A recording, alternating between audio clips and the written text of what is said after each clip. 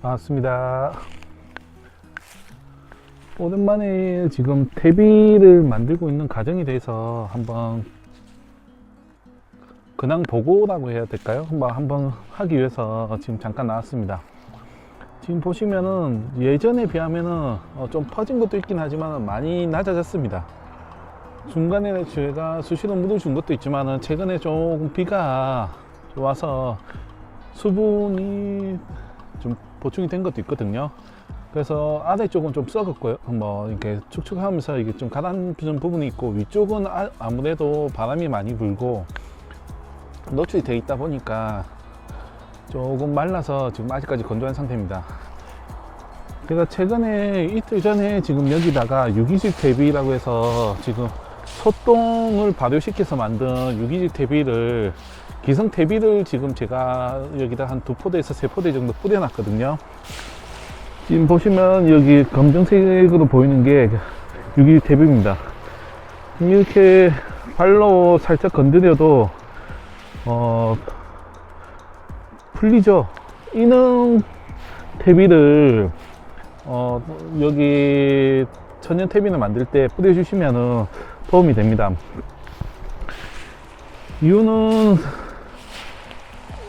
이 퇴비는 바로 시중에서 구매해서 제가 뿌린 퇴비가 아니라 거의 지금 1년에서 한 1년 6개월 이상을 부숙을 시킨 퇴비를 저희가 보관을 하고 있다가 여기다가 지금 유기물 보충을 하기 위해서 지금 뿌려놨습니다. 이 퇴비 같은 경우는 유기물도 가지고 있지만은 미생물도 상당히 가지고 있습니다. 그렇기 때문에 따로 미생물이나 이렇게 발효를 할 수 있는, 촉진할 수 있는 걸 뿌려주지 않아도 대신할 수 있거든요. 그래서 저는 다른 분들도 많이 댓글로 여기다가 첨가제 같은 것을 알려주시기도 했는데 굳이 그럴 필요가 없어서 저는 저만의 방식으로 지금 퇴비를 약간 넣어서 지금 부숙을 시킵니다. 지금은 어제 바람이 좀 많이 불어서 지금 망은 지금 거친 상태인데, 지금 조금 있다가 이 영상을 찍고 난 후에는 제가 여기다 다시 물을 주어서 이게 섞일 예정입니다. 이 퇴비 같은 경우는 이게 다른 영상 제가 한번 찍어 놓은 거는 같은데 올라갔는지 안 올라갔는지 몰라서 한번 다시 말씀을 드리지만은, 부숙을 시키는 동안에는 이게 썩지 않게끔 잘 보관을 해 주셔야 됩니다. 우리가 일상생활에서 그러니까 나온 가축, 소를 키우거나 아니면 가축을 키워서 나온 퇴비를 만들 때는 공기 중에 노출도 돼 있는 것도 있고 계속 뒤집을 수 있기 때문에 썩는다기보다는 발효를 시킬 수 있지만은, 대량으로 축산해서 만드는 퇴비 같은 경우는 이게 다 부숙을 한 70% 이상은 부숙을 시킨 후에 이렇게 나옵니다. 근데 보관을 잘못하게 되면 또 안에서 썩거든요. 그런 퇴비를 이용해서 이렇게 발효를 시킨다 하면 잘 되지도 않을 뿐만 아니라 냄새가 심합니다.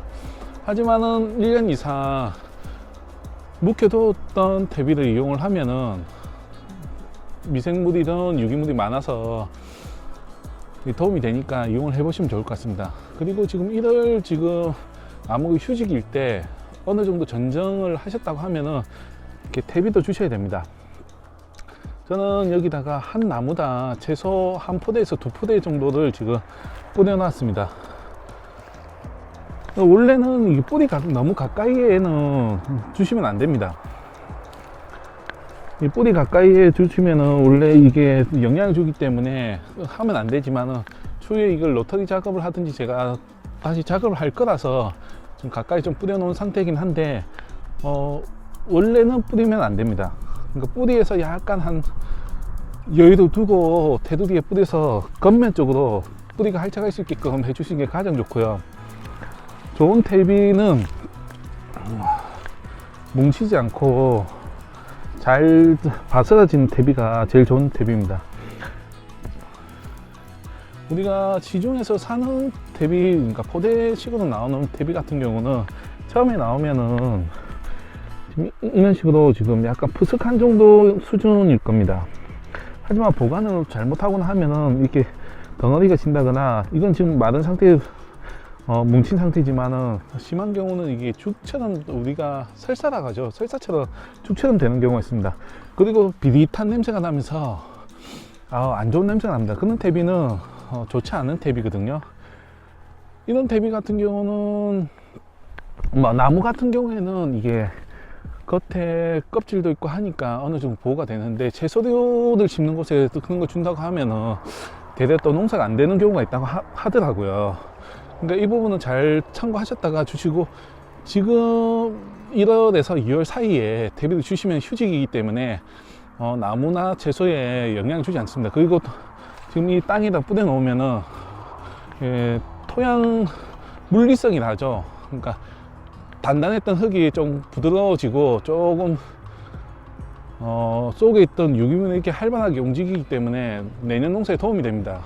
그렇기 때문에 1, 2월달 혹은 11월, 12월달에 뿌려서 한 몇 개월 동안 방치를 해놨다가 한 3월이나 이제 어느 정도 되면은 그때 로테이 작업을 해서 그 땅심을 올려주시는 작업을 하셔야 됩니다. 그 작업은 추후에 하셔도 되지만은 나무에 주시는 거는 지금쯤이나 늦어도 2월 안에 구정 전에 주셔서 한파에 또 도움이 되고, 이걸 뿌려 놓으면 아무래도 미생물이 이렇게 활발하게 움직이기 때문에 좀 동해를 덜 입는 부분도 있다고 하더라고요. 정확한 거는 모르겠는데 해보신 분들은 도움이 돼서 미리미리 뿌린다고 하는데, 한번 해보시고 도움이 된다고 하면 계속 뿌리시고, 아니라고 하면은 그냥 또 다른 방법을 하시면 될 것 같습니다. 저는 일단 지금 휴직해 주는 게 더 좋을 것 같다고 판단을 했기 때문에 지금 나무당 거의 2포대씩 지금 줬습니다. 이것도 많이 준 게 아니고 그냥 보통 정도 준 수준이니까, 대략적으로 어느 정도 한 5년 이상 되는 나무라 하면 각 20kg 포대 크기 정도 되는 거죠. 우리 쌀 포대 20kg 정도 되는 크기 정도 되는 대비가 한 포대당 하면 한 3,500원, 4,000원 정도 할 겁니다. 2포대 정도는 한 나무당 준다고 생각을 하시면 됩니다.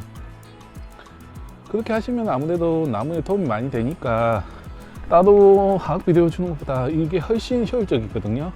그러니까 미리미리 주셔서 잘 부숙될 수 있게끔 해주시는 게 가장 좋습니다.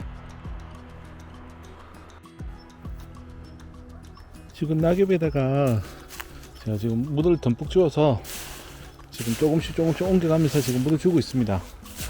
이렇게 위에는 지금 젖어 있어도 속에는 아직도 낙엽이 물이 젖지 않고 그대로 있는 부분이 많습니다.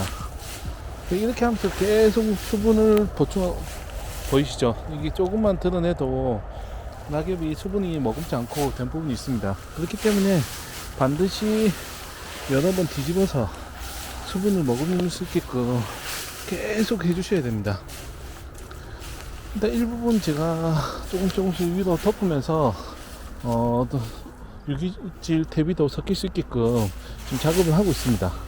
이렇게 해서 한 며칠 더 작업을 한 후에 완전히 비닐 씌워서 한 전망식으로 만들어서 완전 부숙이 될 수 있게끔 할 예정입니다.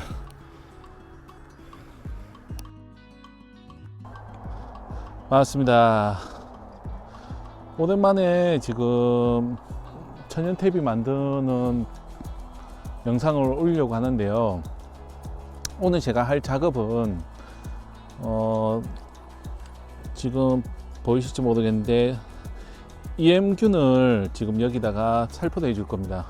왜냐하면 오늘 저녁이나 내일부터 한 이틀 동안 비가 온다고 해서 EM 발효액을 넣어서 이게 좀 퍼질 수 있게끔 빗물을 맞춰서 하려고 지금 하거든요. EM을 넣으면 아무래도 미생물 활동이 활발하게 되기 때문에 이 직전에 넣었던 유기질 비료인 가축 퇴비 있지 않습니까? 그것도 더 활발하게 이게 발효가 됩니다. 그러니까 부숙이 되기 때문에 좀 더 빠르게 이게 낙엽이 부숙이 될 수 있거든요. 그래서 오늘 지금 뿌려놓고 한 이틀 동안 비를 맞힌 후에 지금 예전에 사용하고 남은 지금 비닐하우스 덮어 씌우는 이 비닐을 여기 위에다 덮어서 보온을 해줄 겁니다. 그 이걸 덮은 후에는 한동안은 뒤집지 않고 가습을 할 수 있게끔 해줘서 더 부숙을 시킨 후에 한 일주일 후 한 번 더 뒤집어서 이걸 발효하는데 더 좀 속도가 붙게끔 할 예정이거든요. 혹시나 오해하실까봐 하는데 이거 낙엽으로만으로 이게 거름은 되지 않거든요. 그러니까 뭐 질소질이나 이런 게 부족하기 때문에 반드시 따로 가축 대비와 함께 비료도 함께 주셔야 됩니다. 요거는 저는 이게 사용하는 목적이 뭐냐면 토양 물리성을 좋게 하기 위해서, 즉 쉽게 얘기하면은 토양이 이렇게 계속 농사를 짓다 보면 딱딱해집니다. 딱딱해진 것을 조금 부드럽게 만들기 위해서 이 낙엽을 부숙시켜서 이용하는 목적이지, 이걸로 뭐 다른 비료를 안 넣고 요것만 사용하겠다는 목적은 아니거든요. 그러니까 이게 들어감으로 인해서 추위에 뭐 피복을 하고 했을 때 땅이 딱딱해지는 걸 막아줌으로 인해서 뭐 농사 짓는데 훨씬 유리하기 때문에 하는 거라고만 생각해 주시면 좋을 것 같습니다. 물론 저와 반대인 생각을 하시는 분들도 있을 겁니다. 어떤 분들은 이것만 해도 충분히 거름이 된다, 어떤 분들은 그냥 토양 물리성만 좋게 한다, 그래갖고 뭐 전문가들도 조금씩 나뉘더라고요. 근데 저는 일단 목적은 토양을 이렇게 부드럽게 하기 위해서 하는 목적이 크다는 걸 일단은 영상을 보시는 분들은 참고하시면 좋을 것 같습니다. 그리고 이게 부숙이 만약에 안 된다고 해도 한 2월에서 3월 달에는 뿌려서 한번 이거 트랙터가 있으신 분들은 로타리를 해서 갈아 주시면 좋습니다. 왜냐하면 비 맞고 또 비도 맞고 이게 뭐 자연스럽게 말랐다가 얼었다 하면서 부서지면서 이거 토양을 좋게 만들거든요. 지금 여기는 일부분 제가 섞어서 지금 해놨는데, 이게 이렇게 해놓으면 아무래도 지금 당장은 썩지 않지만은 앞으로 막 5, 6월 달 정도 여기다가 뭐 고추를 심는다든가 다른 작물을 심었을 때는 훨씬 흙이 부드러워지거든요. 그렇기 때문에 만약에 부숙이 안 됐다 하더라도 2월 초 중순에서 3월 달에는 반드시 흙에 넣어서 갈아 엎어 주시고요. 완전히 부숙을 시키겠다면은 한 1년 정도 묵혔다가 사용하시는 게 가장 좋고요. 낙엽은 저는 뭐 따로 보관할 장소가 없기 때문에 바로 모았다가 뭐 한 몇 개월 만에 바로 쓰지만은 보통은 조금 이렇게 제대로 하려고 하면은 아무래도 우리가 흙이 검게 변하는 것처럼 부엽토로 하죠. 부엽토처럼 만들어서 쓰는 게 가장 좋긴 좋습니다. 하지만 저는 목적이 여기를 토양을 좀 부드럽게 하는 목적이기 때문에 굳이 뭐 완전히 섞이지 않고 한 거고, 만약에 뭐 유기 대비처럼 지금 유기 대비 가죽 대비처럼 이렇게 하고 만들어서 사용하시겠다 하면은 1년 정도 부숙을 한 후에 내년에 뿌리시는 걸 추천을 드립니다. 이게 한 해 뿌린다고 해서는 이게 대비 효과나 뭐 영양분 효과가 나타나지 않을 겁니다. 근데 이거 몇 년, 한 5년 정도 연속을 넣다 보면은 그때부터는 이게 토양이 비옥해진다 하죠. 비옥해지니까 도움이 될 겁니다. 그 유기물이 많고 가장 좋은 게 원래 하천에서 나온 원래 진흙이나 갈대밭이 뻘이 있는 데 흙을 갖다 쓰면 유기물이 많기 때문에 농사가 잘 된다 하지 않습니까? 그게 부유물이나 이렇게 유기물, 낙엽이나 이런 게 쌓이고 쌓여서 썩으면서 영양분이 쌓여서 퇴비화가 좋은 거거든요. 만약에 이것만으로 하시겠다 하면은 완전히 나무 밑에 낙엽 모아놓은 게 썩어서 뭐 흙이 된 것처럼 그렇게 된 후에 사용을 하시는 걸 추천해 드리고요. 이것보다 더 좋은 건 탄질률이 높은 뭐 옥수수 대나 이런 것도 같이 넣어 주시면은 좀 부숙이 되는데, 처음엔 딱딱하지만은 이게 썩고 나면은 아무래도 더 부드럽게 만드는 특징이 있더라고요. 그걸 이용해서 또 천연 퇴비를 만들어 보시는 것도 도움이 되지 않을까라고 생각을 합니다. 그러니까 뭐든지 농사도 그렇고 기본적으로 내가 사용할 목적에 따라서 어떻게 사용하는지가 가장 중요하니까 저처럼 약간 미숙이 된다 해도 토양을 좀 부드럽게 하는 목적으로 한다고 하면 어느 정도 뭐 한 절반 이상이라도 부숙을 시킨 후에 뿌리시면 되고요. 완전히 나는 퇴비처럼 만들겠다 하면은 한 6개월 이상은 잡고 사용을 하시면 될 것 같습니다. 여기 이 밭 같은 경우도 제가 작년에 한번 넣고 이게 올해 두 번째는 넣는 건데 원래 물 빠짐도 좋고 해서 그렇게 나쁜 땅은 아니지만 이게 낙엽을 넣음으로 해서 좀 부드러워진 감은 좀 있거든요. 제가 느끼는 바로는요.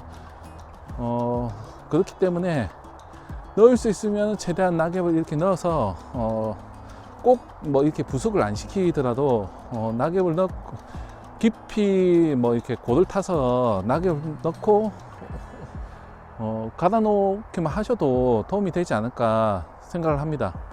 그리고 천연 퇴비로 가장 좋은 게 원래 벚꽃잎이나 이런 게 가장 잘 부숙이 되고 하기 때문에 가장 좋다 하더라고요.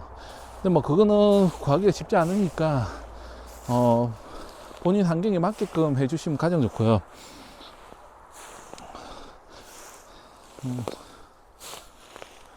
반드시 퇴비를 주실 때는 석회를 같이 뿌려주는 게 이게 중화하는 데 도움이 되고 부숙되는 데 도움이 된다고 하니까 같이 뿌려서 농사 짓는 데 도움이 되시길 바랍니다.